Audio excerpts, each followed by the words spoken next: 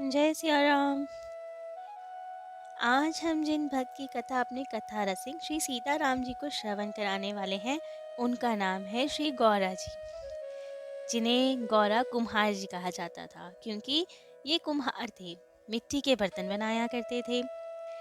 अभी कुछ समय पहले ही हमने नामदेव जी के चरित्र सुने और उन्हीं में हमने इनकी थोड़ी सी चर्चा की थी और कहा था कि बाद में विस्तार से इनका चरित्र सुनाएंगे। तो इसीलिए आज हमारी कथा रसिक को श्री गौरा जी का चरित्र सुनना था। तो अब ये भी पंढरपुर के भक्त थे और जितने भी वो भक्त समूह थे ना, जिनकी हमने चर्चाएं पहले की हैं, जिनके नाम लिए थे तुकाराम जी, नामदेव जी, सब में एज वाइज ये सबसे बड़े थे, तो इसलिए सब इन्हें गौरा काका या गौरा चाचा कहते थे। ये बहुत ही भक्त हृदय थे, कुम्हार थे। तो जब भी मिट्टी रौंदने का काम करते थे, बर्तन बनाने से पहले मिट्टी को रौंदना पड़ता था, उन्हें समतल करना पड़ता था, सॉफ्ट करना पड़ता था। तो मिट्टी जब ये रौंदते थे तो एक हौद में खूब सारी मिट्टी और जल भर लेते थे, फिर उसमें खड़े होकर पैरों से रौंदते थे और तो बस रौंदते रौंदते हाथ में करताल लेते और खूब मज़े से खूब आनंद में कीर्तन करते थे। तो एक तरह से मिट्टी रौंदना इन्हें तो खूब भाता होगा, क्योंकि वो समय था जब ये खूब आनंद से कीर्तन करते थे। पूरी सुध बुध भूल जाना, नृत्य करते करते कीर्तन करते रहते थे और हाथ से करताल बजाते रहते थे। तो अब इतना खो जाते थे कीर्तन में कि इन्हें आसपास क्या हो रहा है, कौन आ रहा है, कौन जा रहा है, इन्हें कुछ भान नहीं रहता था। एक समय की बात है, इन्होंने हौद में मिट्टी और जल भरा और स्टार्ट किया मिट्टी रौंदना। तब तक इनकी पत्नी इनके पास आई और बोला, इनका एक छोटा सा बालक था जो घुटवन ही चलना जानता था अभी। इनकी पत्नी, जिनका नाम था सती, वे आई इनके पास और बोला कि मैं नदी के किनारे जा रही हूँ बर्तन कपड़े साफ करने, तो वहाँ का कार्य निपटा कर फिर आती हूँ। बच्चा अभी सो रहा है, आप थोड़ा सा बस ध्यान रखिएगा, बाकी अपना काम कीजिएगा, कोई व्यवधान नहीं होगा, केवल वो सो रहा है, यदि जग जाएगा तो वो चलने लगेगा, तो थोड़ा सा ध्यान रखिएगा। तो गौरव कुमार जी ने कहा ठीक है, आप जाइए नदी किनारे। अब उनकी पत्नी नदी किनारे चली गई और गौरा कुमार जी ने मिट्टी रौंदना स्टार्ट किया।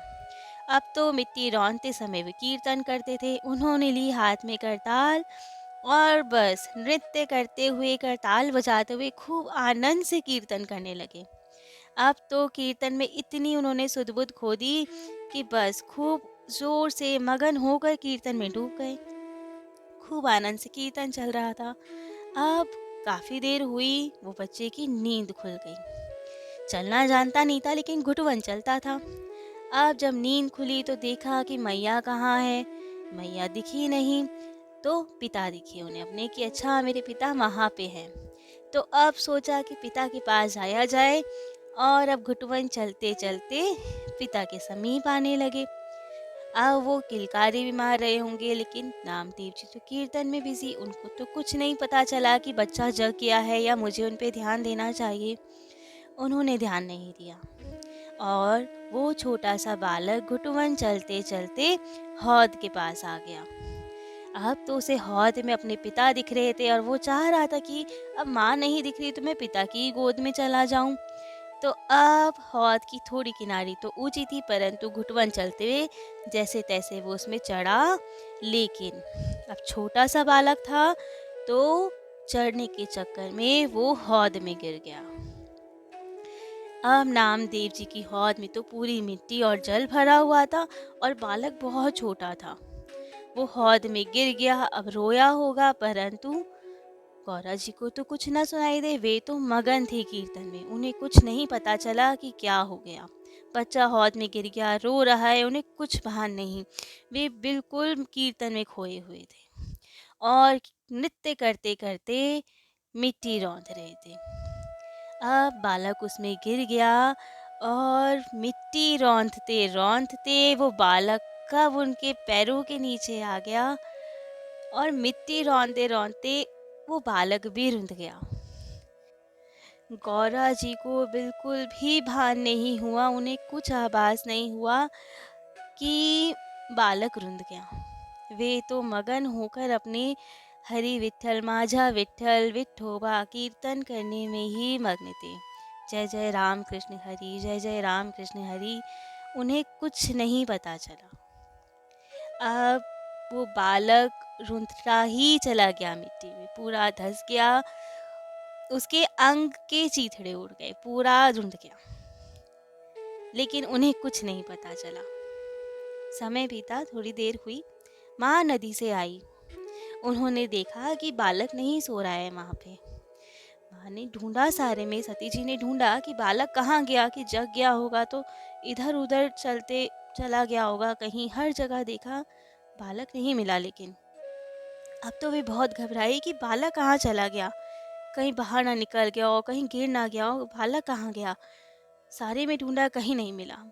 फिर गौरा जी के पास आई, उन्हें आवाज़ लगाई कि बालक कहाँ है। वो गौरा जी को तो कुछ ना सुनाई दे, इनकी भी आवाज़ ना सुनाई दे, वो तो इतना मगन थे कीर्तन में। जब वो इनके और समीप आई कि बालक कहाँ है, तब उनकी नज़र नीचे पड़ी, हौद में।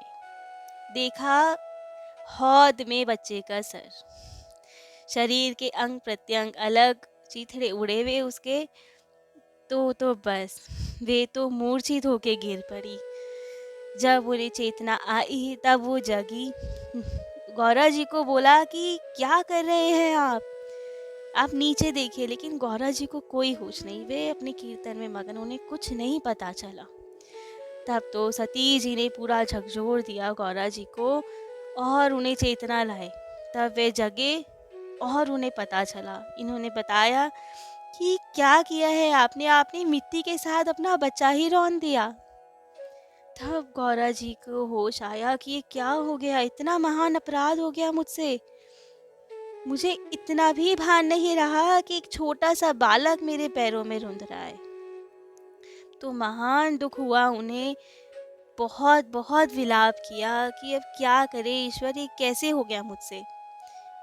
भक्त हृदय तो वैसे ही कोमल होता है, और वो पिता थे उस बालक के, और उनके उनके ज़रिए, उनके थ्रू ये क्या हो गया। उनके पैरों के नीचे एक छोटा सा बालक रुंध गया। उन्हें बहुत बहुत अपार पीड़ा हो रही थी उसकी। विट्ठल से लेकिन कोई शिकायत नहीं थी, ठाकुर जी से कोई शिकायत नहीं कि ठाकुर जी ने कुछ किया, क्योंकि वे भक्त हृदय थे। परंतु जो उनकी पत्नी थी, वे भक्ता नहीं थी। उन्हें तो पहले ही समस्या होती होगी भक्ति से, परंतु आज की जो स्थिति थी कि कीर्तन के कारण ये बच्चा मेरे से दूर हो गया, इस बच्चे की मृत्यु हो गई, और वो भी इतनी कष्टदायक। अब तो उनसे रहा नहीं गया और उन्होंने संतों की, कीर्तन की बुराई करना स्टार्ट किया। खूब खूब गालियाँ देना स्टार्ट की उन्होंने, संतों की खूब निंदा की, कीर्तन की खूब निंदा की, खूब डांटा। वो गौरा जी क्या करते, वे सुन रहे थे, क्योंकि वे जानते थे गलती उनकी है। कैसे है ये नहीं, क्योंकि वो तो मगन हो गए थे, जानबूझ के नहीं किया था, वो इतना खो गए थे उन्हें पता ही नहीं चला। लेकिन फिर भी जो भी है, उन्हें ये बात का तो अपराध वो था ही कि बहुत गलत हो गया। परंतु उनकी पत्नी नहीं रुकी। अब तो होते होते विट्ठल पे बात आ गई।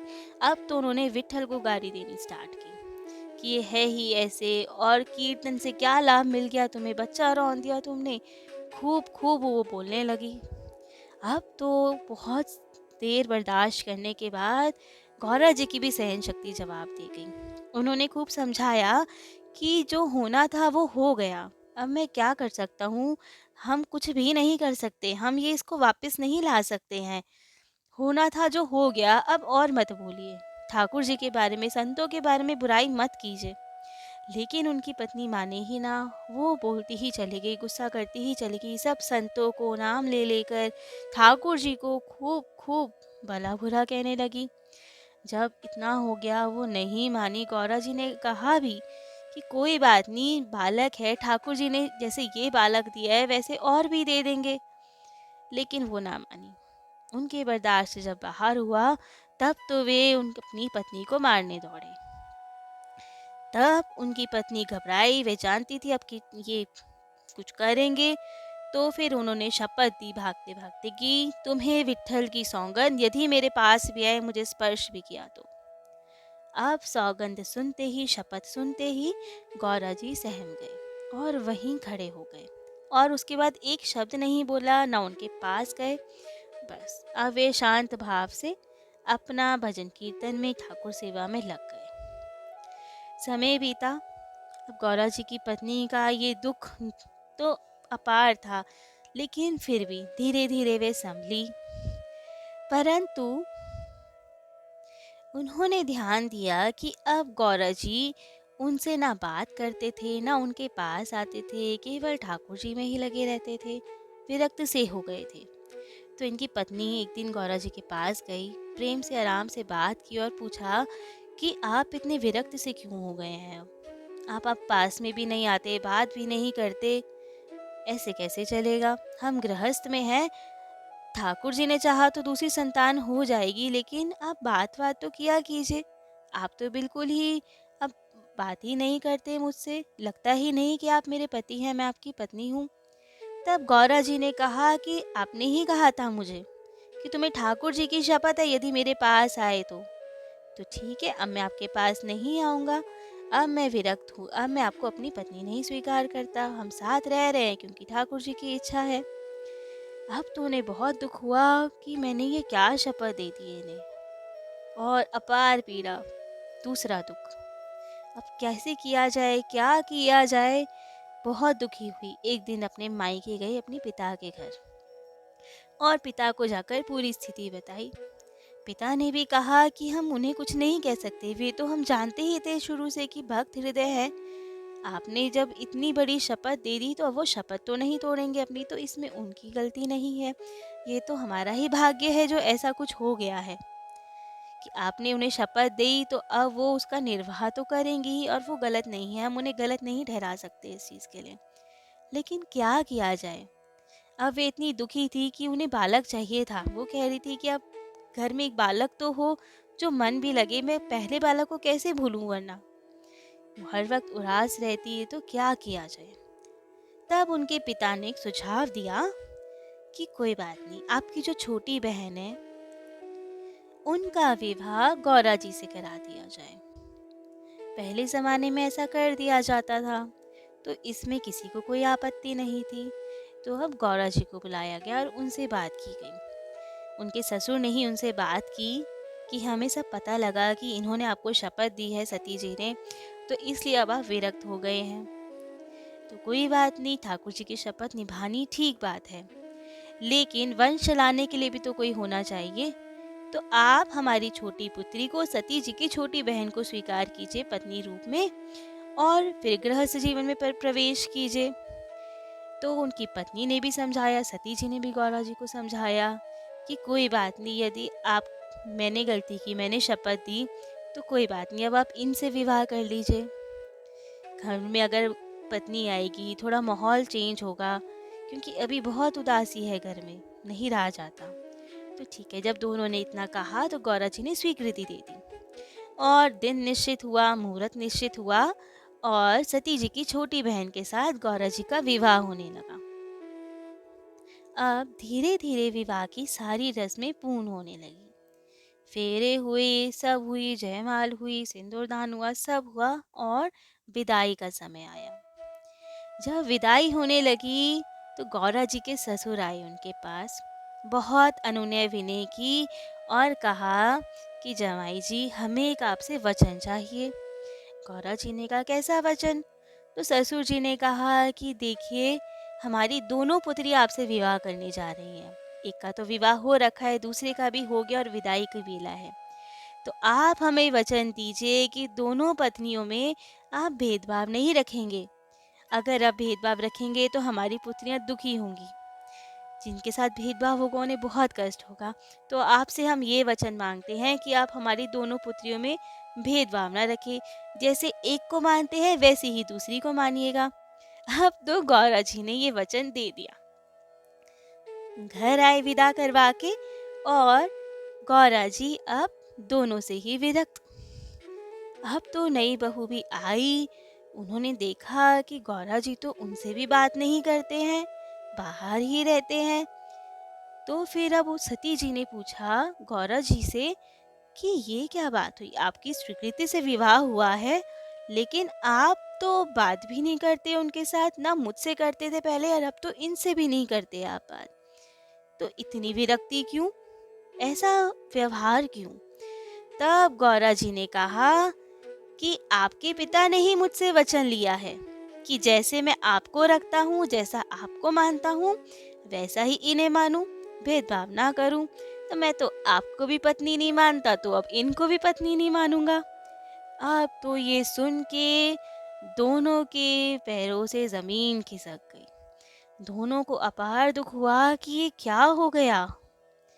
अब तो थोड़े दिनों बाद वे अपने मायके गई दोनों, और अपने पिता को सारी बात बताई कि ये क्या हो गया। तब तो पिता को भी बहुत दुख हुआ और उन्होंने कहा कि अब तो ये भाग्य का ही लिखा है। माता पिता जन्म के साथी होते हैं परंतु भाग्य के नहीं। अब तो जो भी हम करें सब उल्टा ही हो रहा है। तो अब गौरा कुमार जी को हम कुछ भी नहीं कह सकते और कोई उपाय नहीं है। अब ठाकुर जी जाने और ये ही जाने, क्योंकि अब ना वो वचन तोड़ेंगे क्योंकि ठाकुर जी के भक्त हैं, ना वे ठाकुर जी की शपथ तोड़ेंगे। तो अब तो जैसा चल रहा है वैसे ही निर्वाह करना पड़ेगा आपको। अब तो बहुत दुखी हुई और घर वापस आ गई। थोड़े दिन ऐसा ही चला, परंतु एक दिन जो गौरा जी की छोटी पत्नी थी, उन्होंने अपनी बड़ी बहन से कहा कि शपथ और ये वचन तो सब चलते हैं, परंतु इतना दृढ़वती कोई नहीं होता। यदि हम कैसे भी करके इनकी एक बार शपथ उड़वा दें तो फिर तो बस, फिर तो इन्हें कोई आपत्ति नहीं होगी। अभी ये थोड़े संकुचित हैं कि शपथ नहीं तोड़नी, वचन नहीं तोड़ना। यदि हम तुड़वा दें कैसे भी करके, फिर तो सब रास्ते खुल जाएंगे। अब तो उन्होंने भी स्वीकृति दे दी। गौरा कुम्हार जी अपने कमरे में शयन कर रहे थे और इनकी दोनों पत्नियां कमरे में गई और इनका हाथ पकड़ लिया। अब तो जैसे ही हाथों का स्पर्श हुआ, गौरव कुमार जी तो बहुत घबरा गए और जग गए। उन्हें लगा कि मैंने गलती से, चाहे जाने अनजाने, लेकिन मेरे द्वारा शपथ टूट गई और ठाकुर जी की शपथ टूट गई और वचन टूट गया। अब तो इन्हें इतना दुख हुआ कि ठाकुर जी, मुझसे नींदों में क्या अपराध हो गया, ये मैंने अपनी शपथ तोड़ दी। उन्हें नहीं पता था कि उनकी पत्नियों ने ऐसा किया। उन्हें लगा कि उनके द्वारा शपथ टूट गई नींदों में। अब तो उन्हें इतना महान दुख हुआ कि मेरे से ठाकुर जी की शपथ टूट गई और वचन टूट गया। तो वो तुरंत गए और एक बड़ा सा वहाँ कटार रखा था, उसमें अपने हाथ दे मारे और उनके दोनों हाथ कट गए। खून की धाराएं बह गई, वहाँ नदियाँ बह गई और दोनों हाथ उन्होंने काट दिए कि ऐसे हाथों का क्या लाभ जो ठाकुर जी की शपथ का भी निर्वाह ना कर पाए।